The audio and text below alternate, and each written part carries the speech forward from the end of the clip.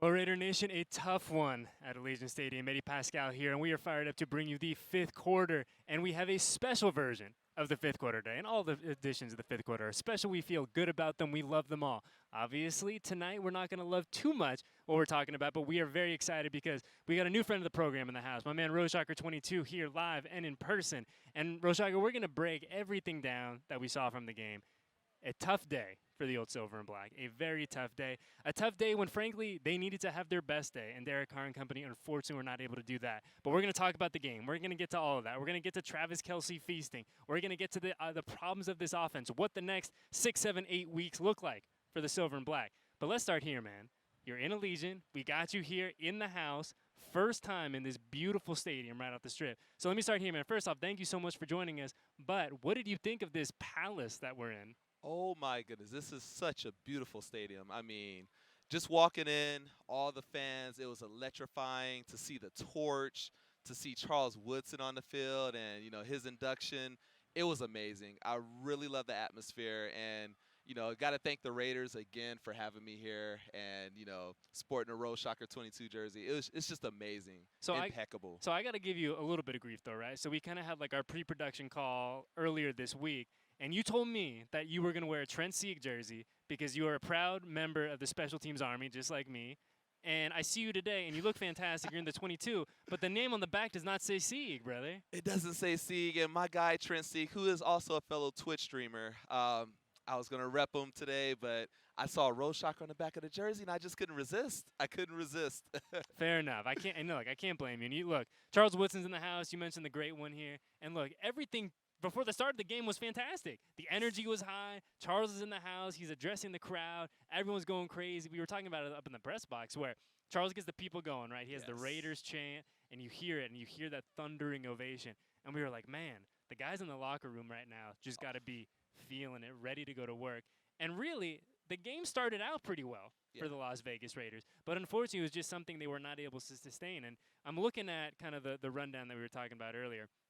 And the way that this game started, not great, but the Raiders fall down early. They're able to tie the game at 7 apiece.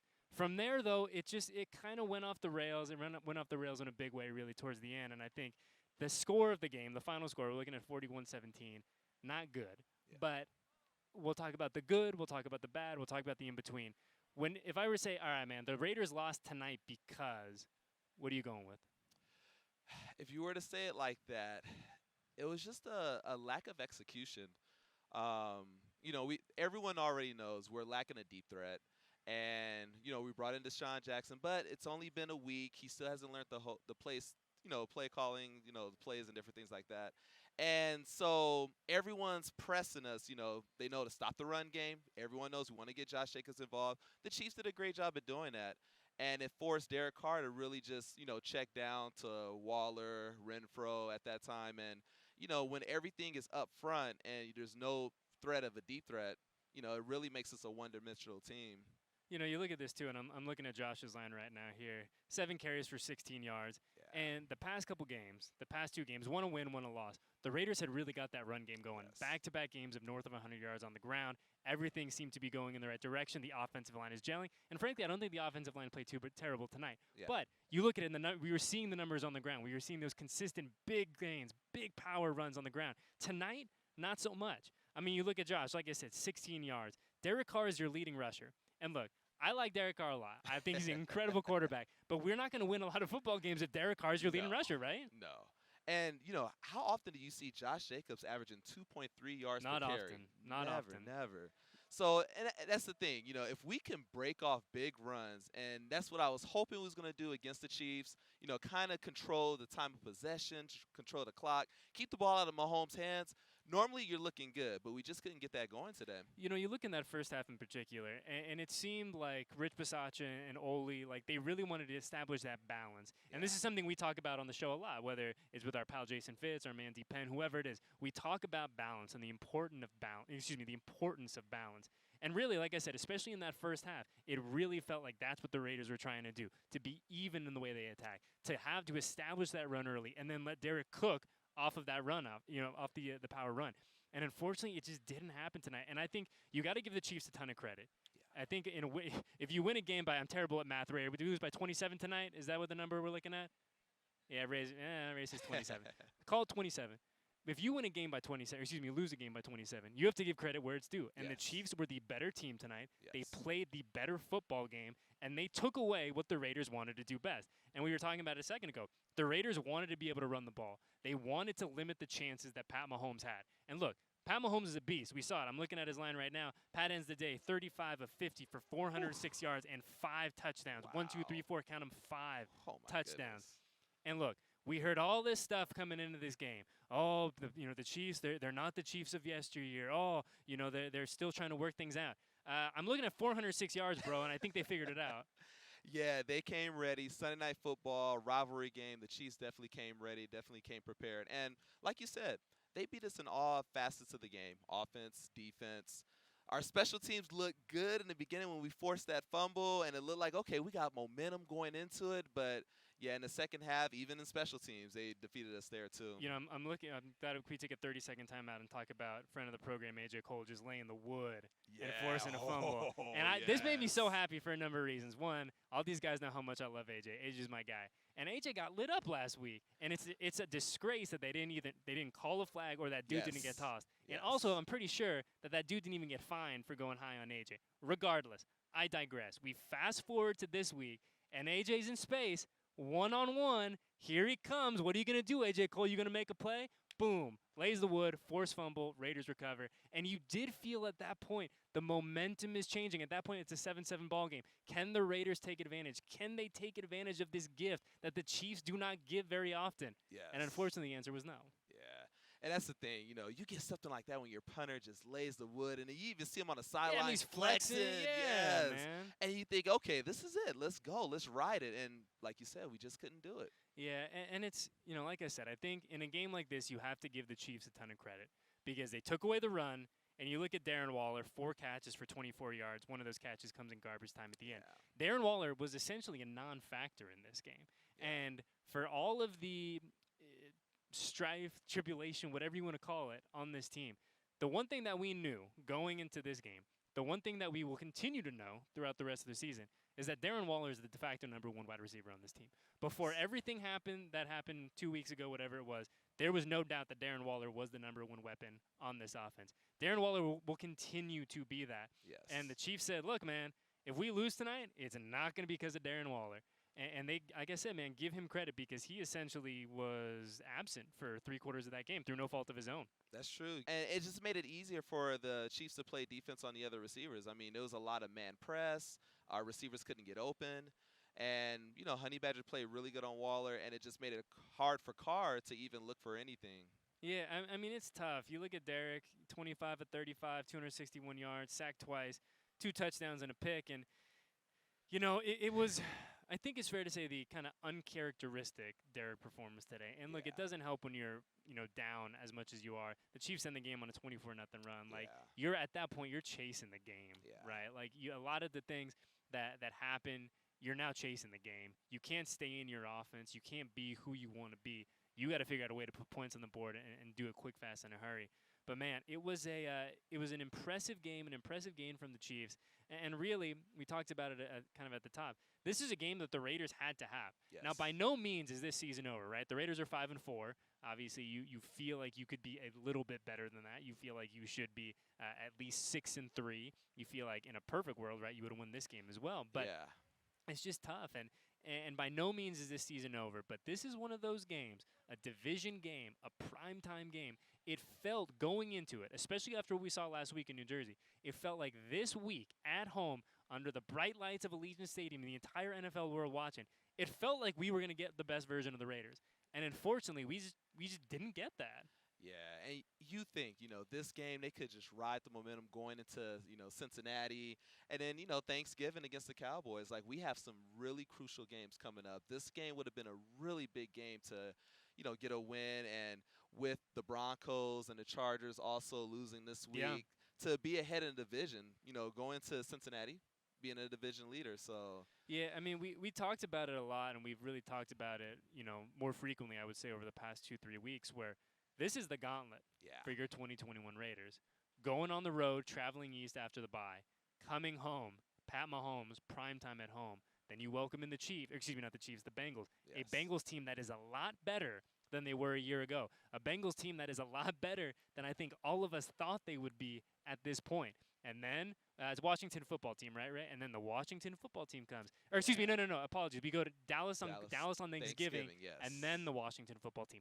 That is a tough stretch of football. The Washington football team who beat Tom Brady today. Yeah. So all of a sudden you're looking around, and even before tonight, you're like, this is where the 2021 Raiders are going to be defined. This is where we are going to learn who they are, what they are, how, can they really take that next step? And like I said, by no means is their season over. Yeah. Look, if this team wins on Sunday, they're going to be 6-4 and feeling pretty good about themselves. But tonight, this one stings. You feel like this was an opportunity in front of your home crowd to really put your best foot forward. And now all of a sudden, you're kind of you're playing from behind a little bit because to your point, you had a chance to take hold of the division. You had a chance to really establish yourself and be the lead dog. And now they got to play catch up. They do. And, it's just one of those things. You just hope they just look at the tape, learn from it, and, dust it off, move on to the next week. Yeah, and I think that there's a lot of learning opportunities in this game. I'm looking at Travis Kelce, right? Travis Kelce, who it feels like always just feasts against the silver and black. Like, I don't understand if someone from this organization wronged him as a child. Like, I don't know what it is. But he goes 8 catches for 119 yards. Tyreek Hill, a problem again. 7 catches, 83, and 2 touchdowns, both before the half. And those dudes, man, like, coming into this game, those are the guys that are going to eat. Those are the guys that Pat Mahomes wants to get the ball to. And you have to figure out a way to scheme against them and to figure out a way, to what the Chiefs did on Waller. Like, if we're going to lose tonight, it's not going to be because of Kelce and Tyreek Hill. Yes, it's so true. And, that's the thing.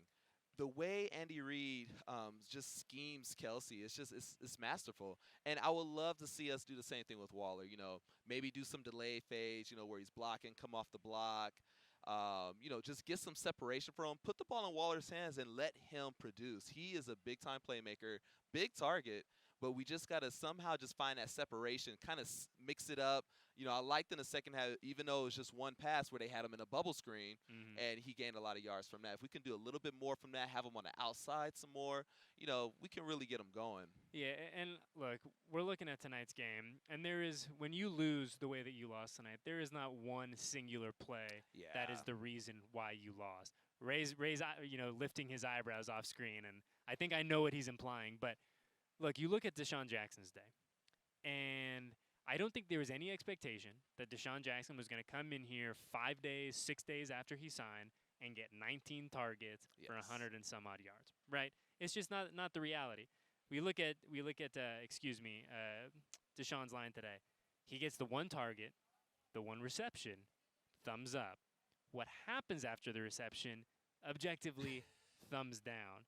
And it was I think it's fair to say a unique fumble. It is one that I don't know if I have seen before. It almost looked like he got turned around and kind of almost like lost his bearing and his sense of where the end zone was. Yeah, if you look at that play exactly, Honey Badger almost made a good play on it, and when Deshaun caught it, he still didn't really have like a good balance with it, and it almost was like, he didn't know if he can just turn and run, and he just slowed up himself. And you thought, he had clear path to the end zone, and he just slowed up. The ball got punched from behind, and you saw what happened there. Yeah, and here's the thing, too, where we look at that moment in this game, 3-point game at that point. Deshaun fumbles, Chiefs take the ball over, so they have to settle for a field goal. So that is not the reason this team lost, right? No. When you lose by 24, like I said, there is not one play that is going to define your game.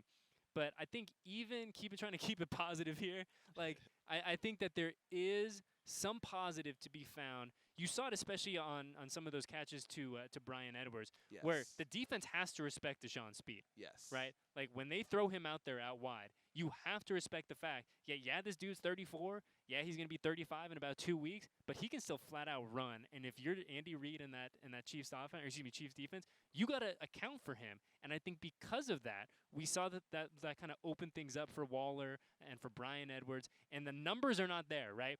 Deshaun with the literal single target, but just having him out there as a decoy, and it's something he talked to us about earlier this week. He goes like, look, I understand that part of my job for right now is going to be that guy. I have to be a decoy. I have to run my heart out. I have to make the defense respect me and open things up for the rest of my new teammates. And obviously, the only thing everyone is going to remember about tonight is that fumble, that very ill-timed fumble. But I still think if you're a fan of this team, there is reason to be excited. There is reason to be optimistic about what we're going to see from Deshaun over this next 6, 7, 8 weeks. And that's the thing. Being a decoy definitely helps. I mean, there was a play out there where they kind of did like a crossers, and it opened up Edwards to make a big play Mm-hmm. down the middle. You know, if we could just have things like that, it'll definitely help our offense. It will. And like I said, this was an uncharacteristic Raiders performance. I think that there's a lot of things that go into that. I think, like I said, the Chiefs did an outstanding job in taking away what the Raiders wanted to do. I think that just the coverage on the Chiefs secondary was really good. Darren Waller was not a factor. And look, give them credit because on the other side of the ball, Pat Mahomes was rocking, and we talked about it a little bit, right, where there was never a time where I don't think the Raiders led in this game, did they? I'm pretty sure they did. And I'm looking at it was tied at 7. Chiefs go up 10-7, 17-7. The closest the Raiders get is 17-14 there in the third quarter. But they never led in this game. No. So from jump, they were literally playing from behind. And I think that at some point, with an offense as good as the Kansas City offense is, that just comes back to bite you. It does. If you cannot have a lead to where now we can run the ball, control the time of possession, it's going to hurt. It's going to hurt. Your defense is going to be gassed, having to be on the field for a long time. And you look early on, too. The Chiefs, it wasn't like they were throwing bombs and scoring on 3 or 4 plays. It was Sustained drives. Sustained Yep. drives. And that really wears on your defense. Yeah, I mean, I'm looking at this, and the Chiefs win time of possession by nearly 11 minutes. Oh, yeah, right? You're not going to win games like that. Nearly 11 minutes. That's tough. And I think there were a lot of also self-inflicted wounds on this Raiders offense. This Raiders team in general today. I think if memory serves, there were 4 penalties on third Yes. down, and those are killers, man. Like it is so hard to get the Chiefs to third down in general. And you can't do anything to make it easier on them. And the Raiders did that routinely tonight. Yes. And offensively, they took themselves from third and shorts, and they put themselves in third and mediums. And it was just one of those nights where the recipe for disaster was like everything was there, man. We had all the ingredients. You had the penalties, you had the turnovers, you had Pat Mahomes back in his bag. Like everything that essentially could have gone, I don't want to say wrong, but could have gone in a non-Raiders way seemed to go that way tonight. It's so true. You talk about third downs. The Chiefs converted third downs like just the completion percentage was just amazing. We had a hard time converting on third downs ourselves. Ugh, 1 of 9. Yeah. 1 of 9 on third down. The Chiefs on the other side of things, 9 for 15. And candidly, they didn't really need to convert a lot of those third downs over that final 15 minutes. No, it's so true. And then, even defensively, we sent the 4-man rush. We couldn't get any pressure on Mahomes. You saw they tried to bring in a little blitz, but when we do that, quick dump off, and we was just giving up gas. Yeah, man, there was an answer for everything tonight. For Yeah. every chess move that Oli and Basaccia and Gus played, Andy Reid and the boys had a counter move to it, and it really did feel, I mean, we talked about it, where the Raiders never led in this game, but it felt like they had chances to get in the game, to get back in this game, and we were talking about this is a 3-point game in the third quarter, but there were just, it was just not there for them tonight, and I think what's disappointing is that you look at the way that this team was beat. They were just beat so soundly this evening, which I think is tough. Like I said, especially on a primetime game, you're coming home. You haven't played in this building in a couple weeks because of the bye. These fans here were crazy. They were ready to rock, and unfortunately, they just didn't get the best version of the 2021 Raiders. No, we didn't. And like you said, it was electrifying tonight. Everybody was ready, and yeah. I would hope that we could have put together some little trick plays or something that's outside the use. We're playing in a big time rivalry Sunday night football game, and we just wasn't ready. No, and I think, like I said, man, I think that is the most disappointing part. Where we were talking about it up in the box, where if this team loses 41-38 on a last-second 52-yard field goal, does that suck? Yeah, dude, it does. But you can at least feel like, hey, we were right there. And there's no such thing as moral victories in the NFL. But there are losses that feel okay. And then there are losses like tonight where you're like, Dude, it's gonna be a long couple days, and look, this team is gonna be ready to go. The one thing I know about Rich Bisaccia, you look at the hand that he has been dealt over the past month. I mean, this is a dude who's gonna have this team ready to go Sunday afternoon when we come back here in just a week to take on the Cincinnati Bengals. But it is gonna be a rough couple days, man. It is not gonna be a lot of fun to go watch that film tomorrow and Wednesday. It's going to be rough, but like you said, Rich Bisaccia will have everyone ready to play.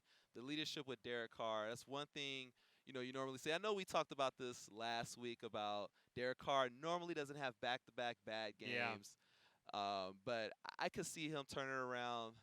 Gus Bradley's going to have the defense ready. We're going to look a lot better next week. Yeah, and look, man, I'm looking at the AFC West standings right now. The Chiefs are the lead dog right now. Tonight's game was for sole possession of first place in the AFC West, which stings even more that the Raiders weren't able to kind of put their best foot forward. The Chiefs are 6-4. The Chargers and the Raiders are 5-4, and the Broncos are 5-5.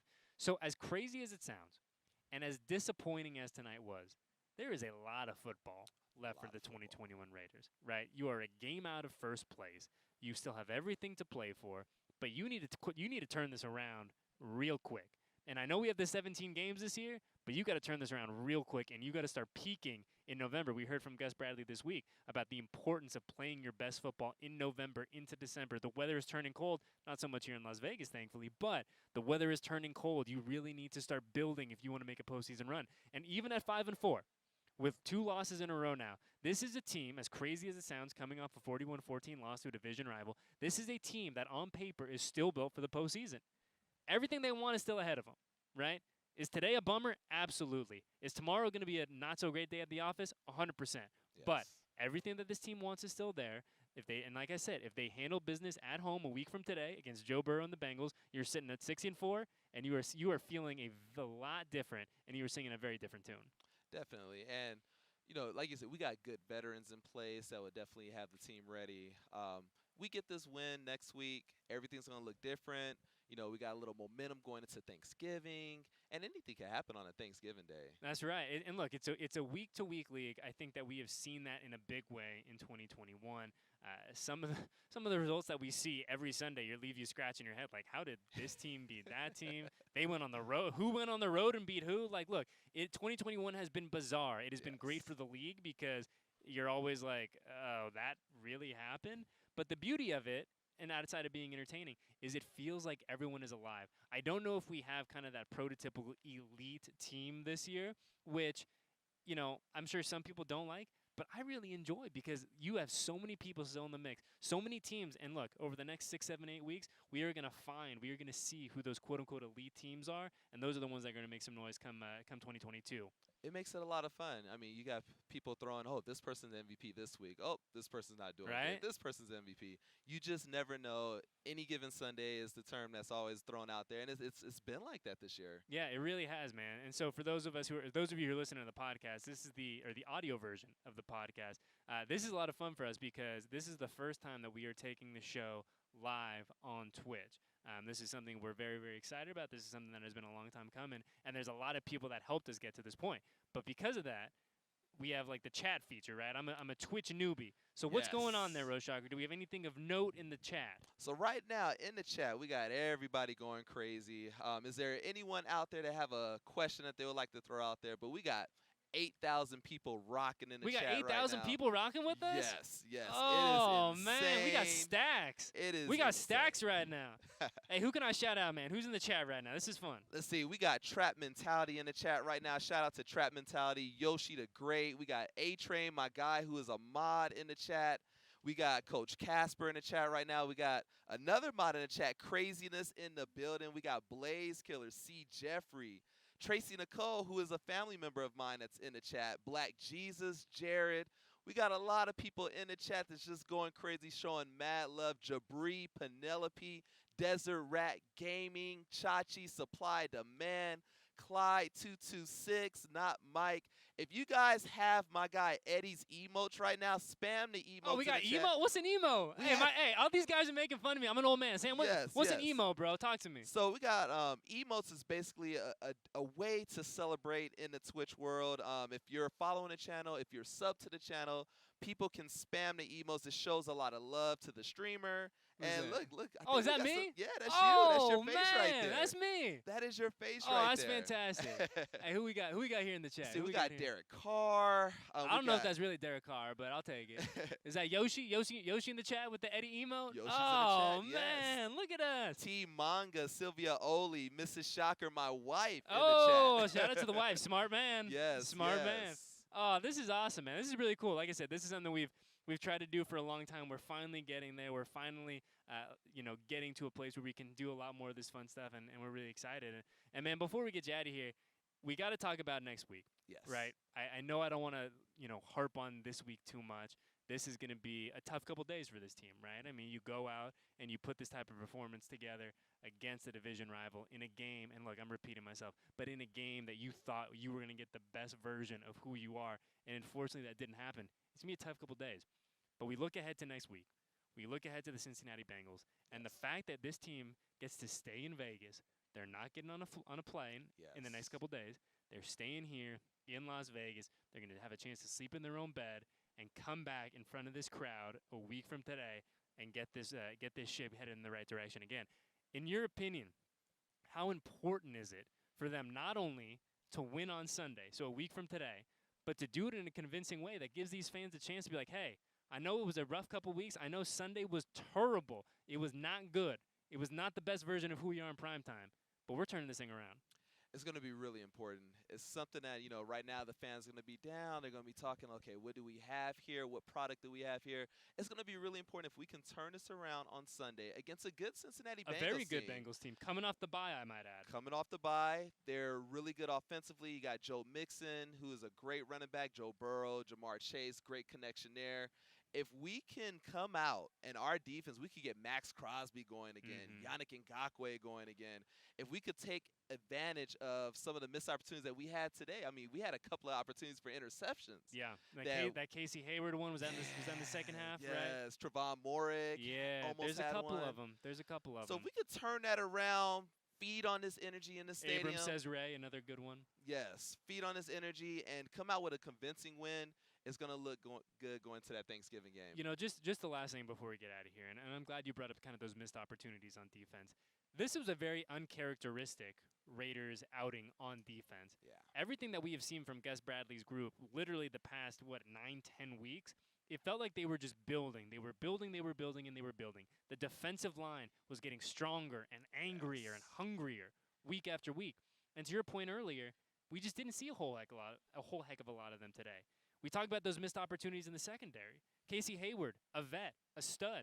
Yeah. 9 times out of 10, he's coming away with that football. Yes. Right? Trayvon Merrick, rookie, but still a stud. 9 times out of 10, he's probably coming away with that football. And when you are playing against a team, led by Patrick Mahomes, a dude who is undoubtedly back. I don't know all the people that said, he wasn't, I don't know where he went. He's back. He's back. He might have been napping for a few weeks, but he is back. He is wide awake. Oh, yes. You got to take advantage of those opportunities. You've got to take those points off the board and give Derek Carr and the boys a chance to go feast on the other end. You got to take advantage of the opportunities. We can't leave anything on the table against a great Kansas City Chiefs team.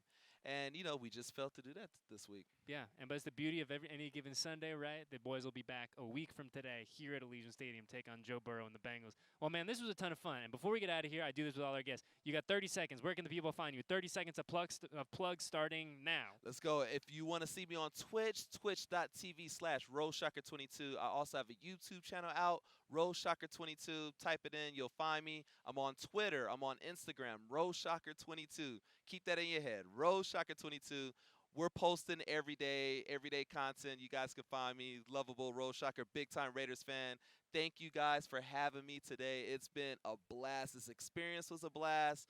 And, Eddie, it's been awesome working with you. Yeah, man, this has been so much fun. Can we get, what's it called, emotes? Can I ask the people to do the emotes again? That was fun. Hey, spam Eddie's emotes one last time. Everyone in the chat, spam Eddie's emotes. Yeah, all the video guys are loving this. They're loving old man Eddie. Like, there it is. Yes, pop, there pop, it is. pop, pop, there pop. it is. Look at all nice. Yeah, there we go. I got Love it. Yeah, we got one in the tie, too, man. I'm feeling yeah. good. So this was a lot of fun, man. Obviously, the game was not a lot of fun, but this brought my spirits up a little bit. Am I going to be down in the dumps tomorrow? Yes, I will. But this has brought me up a little bit. We're going to be able to forge ahead. And like I said, man, this was a ton of fun. So for Eddie Paskal, my man Roshocker22, Ray on the ones and twos, my man Sam on the camera, everyone else at Silver and Black Productions who helped get this thing off the ground. Thank you, thank you, thank you. A big shout out to Katie and our partnership department for also getting this together. This has been so much fun. I promise you guys, this is not the last time you will see us. This is not the last time we are going to be on this platform. We are very, very excited about the future. We are very excited about what we're going to do on Twitch and everything that we got cooking over the next,